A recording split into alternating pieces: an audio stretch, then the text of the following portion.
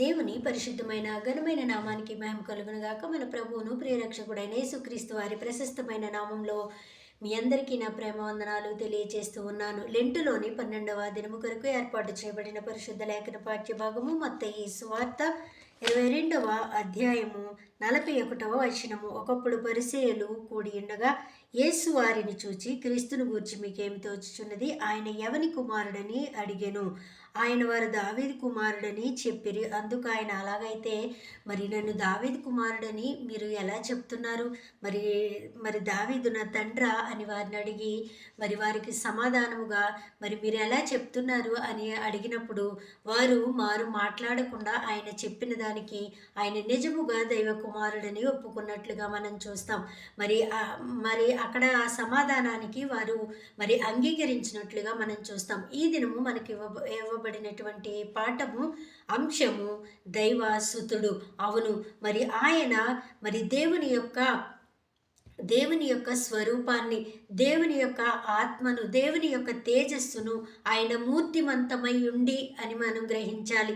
మరి ఆ దైవత్వాన్ని సంతరించుకున్నటువంటి ఆ దేవుని యొక్క కుమారుడు మరి క్రీస్తు ప్రభుల వారు. ఆయన శక్తి స్వరూపి, మరి శక్తి గలవాడు, ఆత్మ గలవాడు, మరి దీనులను కనికరించేటువంటి దేవుడు ఆయన దైవ కుమారుడు.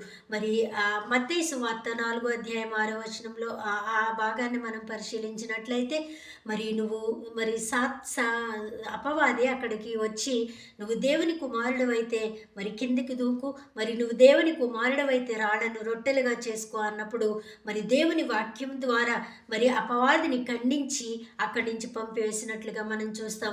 ఆ దేవుని కుమారుని యొక్క శక్తి అపరిమితమైనది. ఆ దేవుడు మనకి అనుగ్రహింపబడినటువంటి గొప్ప భాగ్యమని మనందరము కూడా మరి గ్రహించాలి. ఆ దేవునికి మనం ఎల్లప్పుడూ కృతజ్ఞులంగా ఉండాలి.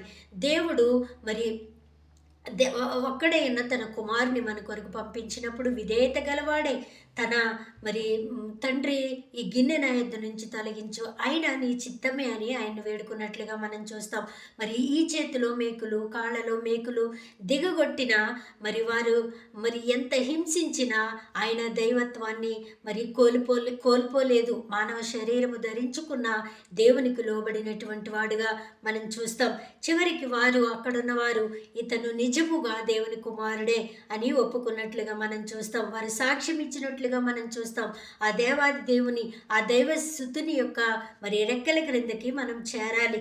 ఆ దేవుని నిజముగా అంగీకరించాలి. ఆ దేవుని శక్తిని మనం ఎరగాలి. ఆ దైవసుతుడిని మనము ఆరాధించాలి.